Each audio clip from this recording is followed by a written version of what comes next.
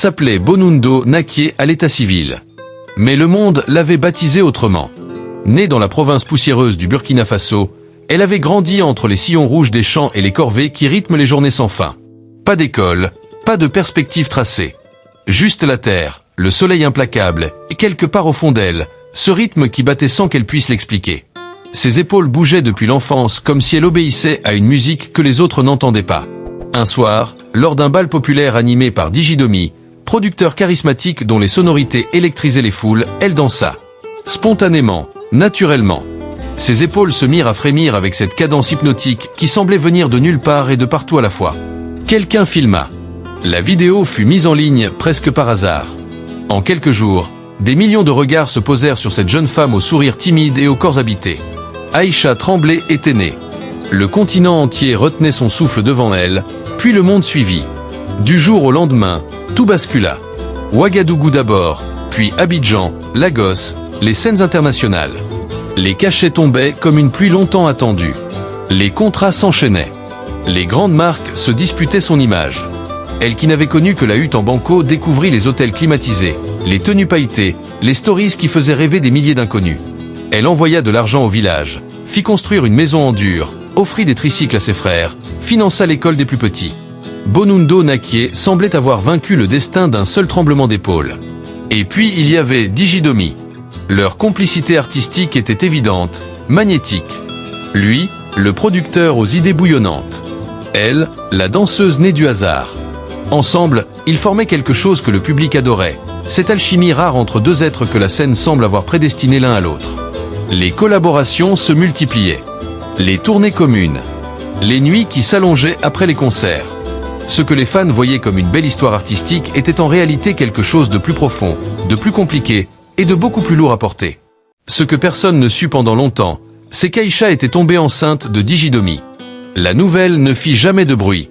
Elle ne fut jamais annoncée sur les réseaux, jamais confirmée par un communiqué, jamais transformée en contenu pour alimenter les algorithmes. Elle resta dans l'ombre, entre deux, comme un secret que les projecteurs n'auraient pas su éclairer sans le brûler. La grossesse changea tout en silence. Elle redressa quelque chose en elle que 2 ans de gloire avaient lentement tordu. Elle la ramena à une réalité que les likes ne peuvent pas acheter et que les cachets ne peuvent pas remplacer. Digidomi, lui, continua.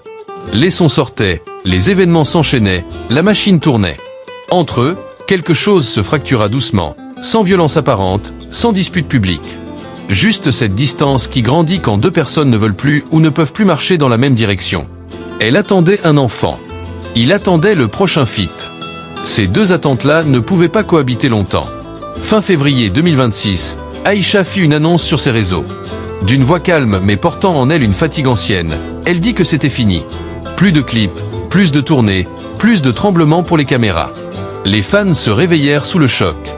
Les commentaires déferleront, supplications, larmes numériques, incompréhension totale. Son manager tenta quelques mots maladroits pour atténuer la stupeur collective. Mais Aïcha n'était déjà plus là pour les entendre. Elle rentra au village. Elle reprit les habits délavés, les sandales plastiques, le foulard noué à la va-vite. Elle retrouva la terre rouge, les matins glacés avant l'aube, les gestes lents et précis du labeur. Elle portait en elle la vie que Digidomi lui avait donnée, et peut-être aussi toutes les vies qu'elle avait traversées trop vite ces 3 dernières années. Personne dans le village ne posa de questions indiscrètes. C'est ainsi dans ces endroits-là. On accueille. On ne dissèque pas. Les mois qui suivirent s'écoulèrent dans un silence presque total. Les réseaux l'oublièrent avec cette cruauté ordinaire propre aux algorithmes qui ne connaissent pas la fidélité. Son compte s'assoupit. Les vues s'évaporèrent. Ceux qui l'avaient porté au nu passèrent à la prochaine icône sans même regarder en arrière. C'est la loi de ce monde-là. La viralité n'a pas de mémoire. Elle apprit à dormir à nouveau. À manger sans que quelqu'un photographie son assiette. À traverser une journée sans qu'un commentaire inconnu vienne lui dire qui elle devait être. Elle pila le mil, porta l'eau, cultiva la terre. Son ventre s'arrondissait sous le soleil. Les voisines passaient, s'arrêtaient, posaient la main sur l'étoffe. La vie continuait, différente, plus lourde peut-être, mais plus réelle que tout ce qu'elle avait connu sous les projecteurs. Et puis Digidomi vint. On le vit arriver dans un 4x4 poussiéreux, micro en main, sourire déployé comme si les mois écoulés n'avaient pas existé. Il avait un nouveau son. Il voulait une vidéo. Il avait pensé à elle. Peut-être par affection sincère, peut-être par calcul, peut-être les deux à la fois. Elle le reçut. Elle dansa encore une fois. Les internautes qui virent la vidéo sur les réseaux n'en revenaient pas. Elle était méconnaissable. Plus de tenues pailletées, plus de maquillage, plus d'éclairage savamment orchestré. Une femme enceinte dans une robe délavée, pieds nus dans la poussière, qui dansait devant un mur de banco pendant que des poules picoraient à ses pieds et que des enfants riaient dans le fond. Ses épaules tremblaient encore. Mais le mouvement avait changé. Il portait quelque chose de différent. Pas la légèreté des débuts. Quelque chose de plus grave, de plus ancré, comme si ces tremblements-là ne parlaient plus à la foule mais à elle-même. Les commentaires explosèrent. Certains ne reconnaissaient pas celle qu'ils avaient adulée. D'autres s'indignèrent contre Digidomi. Qu'est-ce qu'il lui a fait? Pourquoi il vient la filmer dans cet état? Il l'a laissée tomber enceinte et il revient chercher du contenu? Les mots volaient dans tous les sens, parfois justes, souvent excessifs, toujours trop tard. D'autres, plus silencieux, regardaient simplement la vidéo jusqu'au bout. Ils voyaient une femme qui avait choisi. Pas une chute. Un choix. Un choix difficile, douloureux, fait dans la solitude d'une chambre d'hôtel un soir de tournée quand elle avait compris que l'enfant qui grandissait en elle méritait une mère, pas une icône. Que la terre rouge de son village valait mieux que les parquets brillants des scènes internationales si c'était pour y danser vide. Elle n'avait pas été détruite par la gloire. Elle en avait simplement mesuré le vrai prix. Digidomi repartit avec ses images. La vidéo circula, partagée, commentée, analysée, instrumentalisée. Dernière trace d'une star qui s'éteignait, ou première image d'une femme qui renaissait. Selon où on se plaçait pour regarder. Dans les rues de Ouagadougou et sur les forums de la diaspora, les débats s'enflammèrent. Certains parlèrent de l'industrie du divertissement africain qui broie ses talents les plus purs. D'autres évoquèrent la responsabilité de Digidomi, cet homme qui l'avait propulsé sous les lumières, qui avait partagé sa vie et son lit, et qui continuait de produire pendant qu'elle portait seule les conséquences de ce qu'ils avaient construit ensemble. D'autres encore, plus rares, parlèrent d'elle avec quelque chose qui ressemblait à du respect. Elle avait fait un choix que beaucoup n'auraient jamais eu le courage de faire.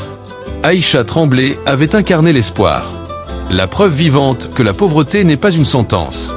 Et voilà qu'elle revenait à cette même terre, non pas vaincue, mais différente. Marquée, oui. Fatiguée, profondément. Mais debout. Avec en elle une vie nouvelle qui allait bientôt crier pour la première fois sous le ciel du Burkina Faso. Aujourd'hui, dans son village, les journées reprennent leur cours. Les voisins la saluent avec ce respect discret qu'on réserve à ceux qui ont voyagé loin et choisi de revenir. Les enfants imitent parfois son tremblement en riant, sans savoir que ces épaules-là ont un jour fait vibrer des continents entiers. Elle pile le grain. Elle regarde le soleil descendre sur les collines. Elle attend. La superstar est morte. Il reste Bonundo Nakié, femme libre dans sa complexité, blessée dans sa profondeur, attendant un enfant d'un homme qui a continué sa route, portant tout cela avec la même dignité silencieuse qu'elle a toujours eue, cette dignité que les projecteurs n'avaient pas créée et que leur absence n'avait pas effacée. Le tremblement de ses épaules a changé de sens. Il ne parle plus de gloire, plus de millions de vues, plus de contrats. Il parle de quelqu'un qui tient debout malgré tout. Et c'est peut-être là, dans cette résistance ordinaire et invisible, que se cache la vraie force d'Aïcha. La terre l'a reprise. Mais cette fois, c'est elle qui a tendu les bras en premier. Que cette trajectoire interroge. Que reste-t-il quand la lumière s'éteint? Quand un homme continue et qu'une femme reste seule avec les conséquences de ce qu'ils ont vécu ensemble? Aïcha Tremblay nous rappelle que derrière chaque ascension fulgurante se cache une humanité que les réseaux sociaux ne savent pas filmer. Et que la gloire, quand elle repart sans prévenir, laisse parfois des vies entières à reconstruire dans le silence. Cette alchimie rare entre deux êtres que la scène semble avoir prédestinés l'un à l'autre. Les collaborations se multipliaient. Les tournées communes. Les nuits qui s'allongeaient après les concerts. Ce que les fans voyaient comme une belle histoire artistique était en réalité quelque chose de plus profond, de plus compliqué et de beaucoup plus lourd à porter. Ce que personne ne sut pendant longtemps, c'est qu'Aïcha était tombée enceinte de Digidomi. La nouvelle ne fit jamais de bruit. Elle ne fut jamais annoncée sur les réseaux, jamais confirmée par un communiqué, jamais transformée en contenu pour alimenter les algorithmes. Elle resta dans l'ombre, entre deux, comme un secret que les projecteurs n'auraient pas su éclairer sans le brûler. La grossesse changea tout en silence. Elle redressa quelque chose en elle que 2 ans de gloire avaient lentement tordu. Elle la ramena à une réalité que les likes ne peuvent pas acheter et que les cachets ne peuvent pas remplacer. Digidomi, lui, continua. Les sons sortaient, les événements s'enchaînaient, la machine tournait. Entre eux, quelque chose se fractura doucement, sans violence apparente, sans dispute publique. Juste cette distance qui grandit quand deux personnes ne veulent plus ou ne peuvent plus marcher dans la même direction. Elle attendait un enfant. Il attendait le prochain feat. Ces deux attentes-là ne pouvaient pas cohabiter longtemps. Fin février 2026, Aïcha fit une annonce sur ses réseaux. D'une voix calme mais portant en elle une fatigue ancienne, elle dit que c'était fini. Plus de clips, plus de tournées, plus de tremblements pour les caméras. Les fans se réveillèrent sous le choc. Les commentaires déferleront, supplications, larmes numériques, incompréhension totale. Son manager tenta quelques mots maladroits pour atténuer la stupeur collective. Mais Aïcha n'était déjà plus là pour les entendre. Elle rentra au village. Elle reprit les habits délavés, les sandales plastiques, le foulard noué à la va-vite. Elle retrouva la terre rouge, les matins glacés avant l'aube, les gestes lents et précis du labeur. Elle portait en elle la vie que Digidomi lui avait donnée, et peut-être aussi toutes les vies qu'elle avait traversées trop vite ces 3 dernières années. Personne dans le village ne posa de questions indiscrètes. C'est ainsi dans ces endroits-là. On accueille. On ne dissèque pas. Les mois qui suivirent s'écoulèrent dans un silence presque total.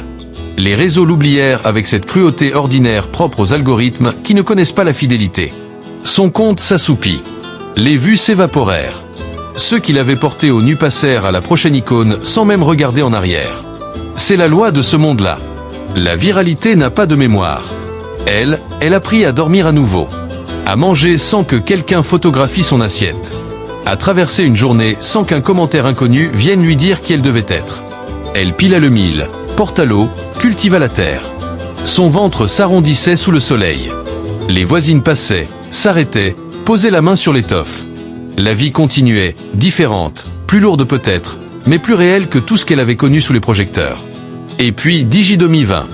On le vit arriver dans un 4x4 poussiéreux, micro en main, sourire déployé comme si les mois écoulés n'avaient pas existé. Il avait un nouveau son. Il voulait une vidéo. Il avait pensé à elle. Peut-être par affection sincère, peut-être par calcul, peut-être les deux à la fois. Elle le reçut. Elle dansa encore une fois. Les internautes qui virent la vidéo sur les réseaux n'en revenaient pas. Elle était méconnaissable. Plus de tenue pailletée, plus de maquillage, plus d'éclairage savamment orchestré. Une femme enceinte dans une robe délavée, pieds nus dans la poussière, qui dansait devant un mur de banco pendant que des poules picoraient à ses pieds et que des enfants riaient dans le fond. Ses épaules tremblaient encore. Mais le mouvement avait changé. Il portait quelque chose de différent. Pas la légèreté des débuts. Quelque chose de plus grave, de plus ancré, comme si ces tremblements-là ne parlaient plus à la foule mais à elle-même. Les commentaires explosèrent. Certains ne reconnaissaient pas celle qu'ils avaient adulée. D'autres s'indignèrent contre Digidomi. Qu'est-ce qu'il lui a fait ? Pourquoi il vient la filmer dans cet état ? Il l'a laissée tomber enceinte et il revient chercher du contenu ? Les mots volaient dans tous les sens, parfois justes, souvent excessifs, toujours trop tard. D'autres, plus silencieux, regardaient simplement la vidéo jusqu'au bout. Ils voyaient une femme qui avait choisi. Pas une chute. Un choix. Un choix difficile, douloureux, fait dans la solitude d'une chambre d'hôtel un soir de tournée quand elle avait compris que l'enfant qui grandissait en elle méritait une mère, pas une icône. Que la terre rouge de son village valait mieux que les parquets brillants des scènes internationales si c'était pour y danser vide. Elle n'avait pas été détruite par la gloire. Elle en avait simplement mesuré le vrai prix. Digidomi repartit avec ses images. La vidéo circula, partagée, commentée, analysée, instrumentalisée. Dernière trace d'une star qui s'éteignait, ou première image d'une femme qui renaissait. Selon où on se plaçait pour regarder. Dans les rues de Ouagadougou et sur les forums de la diaspora, les débats s'enflammèrent. Certains parlèrent de l'industrie du divertissement africain qui broie ses talents les plus purs. D'autres évoquèrent la responsabilité de Digidomi, cet homme qui l'avait propulsé sous les lumières, qui avait partagé sa vie et son lit, et qui continuait de produire pendant qu'elle portait seule les conséquences de ce qu'ils avaient construit ensemble. D'autres encore, plus rares, parlèrent d'elle avec quelque chose qui ressemblait à du respect. Elle avait fait un choix que beaucoup n'auraient jamais eu le courage de faire. Aïcha Tremblay avait incarné l'espoir. La preuve vivante que la pauvreté n'est pas une sentence. Et voilà qu'elle revenait à cette même terre, non pas vaincue, mais différente. Marquée, oui. Fatiguée, profondément. Mais debout. Avec en elle une vie nouvelle qui allait bientôt crier pour la première fois sous le ciel du Burkina Faso. Aujourd'hui, dans son village, les journées reprennent leur cours. Les voisins la saluent avec ce respect discret qu'on réserve à ceux qui ont voyagé loin et choisi de revenir. Les enfants imitent parfois son tremblement en riant, sans savoir que ces épaules-là ont un jour fait vibrer des continents entiers. Elle pile le grain. Elle regarde le soleil descendre sur les collines. Elle attend. La superstar est morte. Il reste Bonundo Nakie, femme libre dans sa complexité, blessée dans sa profondeur, attendant un enfant d'un homme qui a continué sa route, portant tout cela avec la même dignité silencieuse qu'elle a toujours eue, cette dignité que les projecteurs n'avaient pas créée et que leur absence n'avait pas effacée. Le tremblement de ses épaules a changé de sens. Il ne parle plus de gloire, plus de millions de vues, plus de contrats. Il parle de quelqu'un qui tient debout malgré tout. Et c'est peut-être là, dans cette résistance ordinaire et invisible, que se cache la vraie force d'Aïcha. La terre l'a reprise. Mais cette fois, c'est elle qui a tendu les bras en premier. Que cette trajectoire interroge. Que reste-t-il quand la lumière s'éteint? Quand un homme continue et qu'une femme reste seule avec les conséquences de ce qu'ils ont vécu ensemble? Aïcha Tremblay nous rappelle que derrière chaque ascension fulgurante se cache une humanité que les réseaux sociaux ne savent pas filmer. Et que la gloire, quand elle repart sans prévenir, laisse parfois des vies entières à reconstruire dans le silence.